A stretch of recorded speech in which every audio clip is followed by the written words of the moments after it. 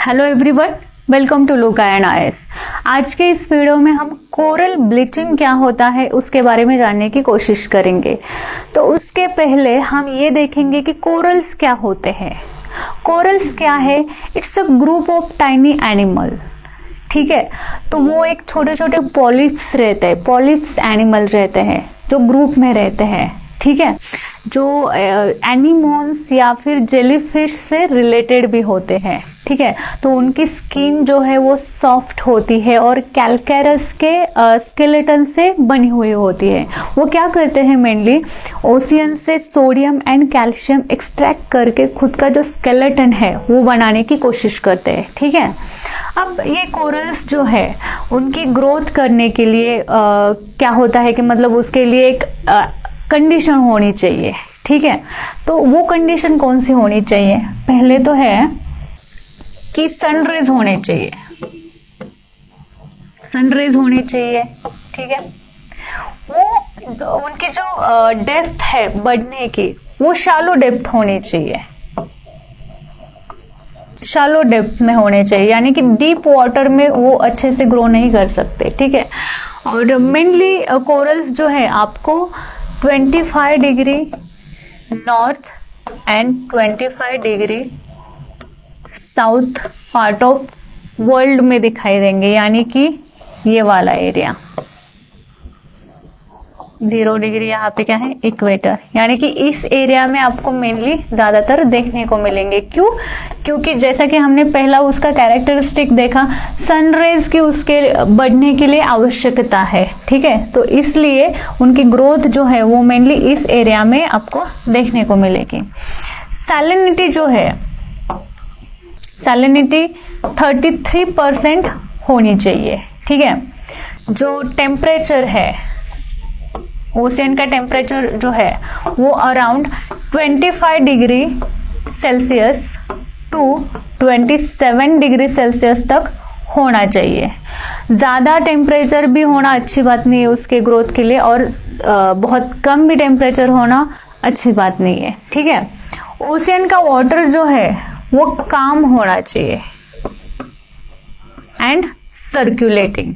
ठीक है, तो ये सारी कंडीशन होनी चाहिए कोरल्स की, एक हेल्दी कोरल्स के ग्रोथ के लिए। बट अब क्या हो रहा है कि क्लाइमेट चेंज हो रहा है, ग्लोबल वार्मिंग हो रहा है। ठीक है, ग्लोबल वार्मिंग की वजह से क्या हो रहा है, जो ओशियन का सरफेस टेम्परेचर भी है वो क्या हो रहा है, बढ़ने लगा है। ठीक है, तो मान लो यहाँ पे अगर टेम्परेचर बढ़ गया तो क्या हो जाएगा, कोरल्स मरने लगेंगे।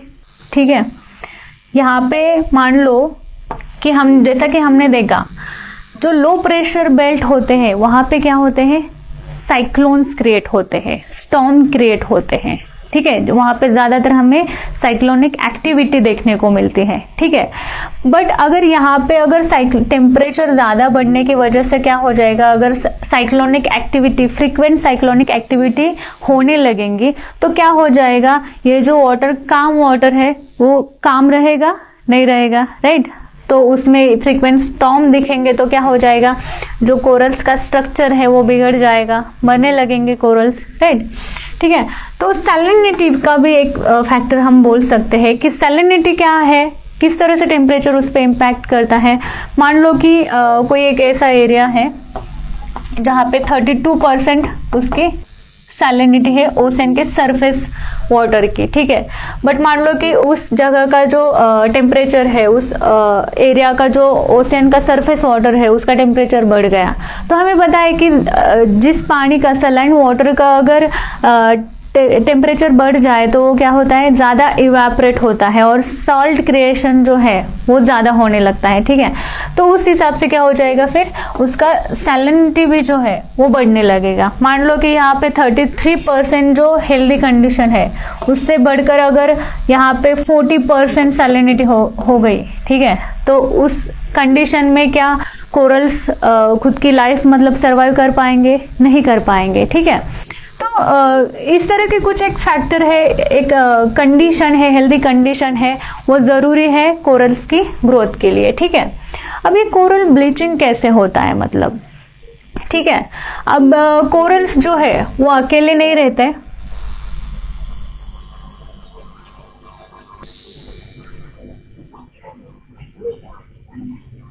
ठीक है। कोरल्स जो है वो अकेले नहीं रहते, इनका सिम्बायोटिक रिलेशनशिप होता है किसके साथ? अलगी के साथ, ठीक है। इनका सिम्बायोटिक रिलेशन होता है अलगी के साथ, ठीक है। अब ये रहा अलगी और ये रहा कोरल। अलगी जो है वो ज़ूज़ान्थेला नाम की अलगी है, ठीक है। वो क्या करती है? कोरल्स को न्यूट्रिशन प्रोवाइड करती है। क्या करती है? न्यूट्रिशन, यानी कि फूड प्रोवाइड करती है। और कोरल जो है वो अलगी को क्या प्रोवाइड करते हैं? फोटोसिंथेसिस के लिए ammonia, NH3 and carbon dioxide provide करते हैं, ठीक है।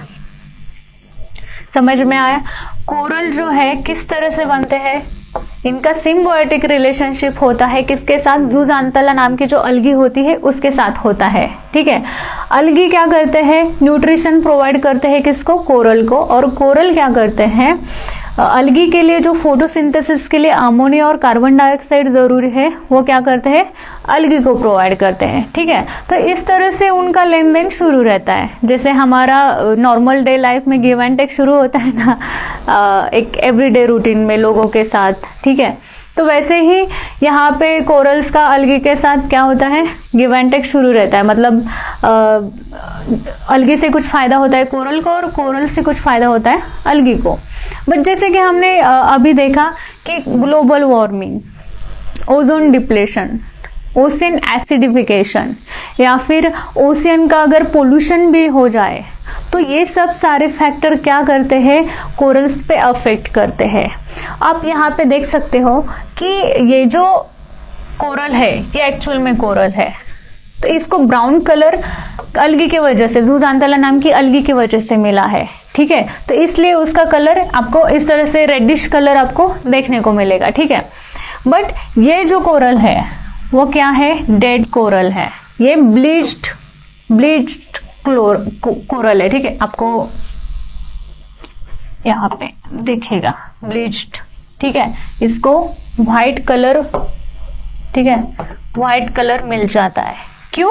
क्योंकि क्या होता है कि जैसे कि मैंने कहा ग्लोबल वार्मिंग हो, ओजोन डिप्लेशन या फिर ओशियन एसिडिफिकेशन या फिर अदर जो स्टॉर्म या फिर अदर जो एक्टिविटीज है उस वजह से क्या होता है कि कोरल क्या करते हैं?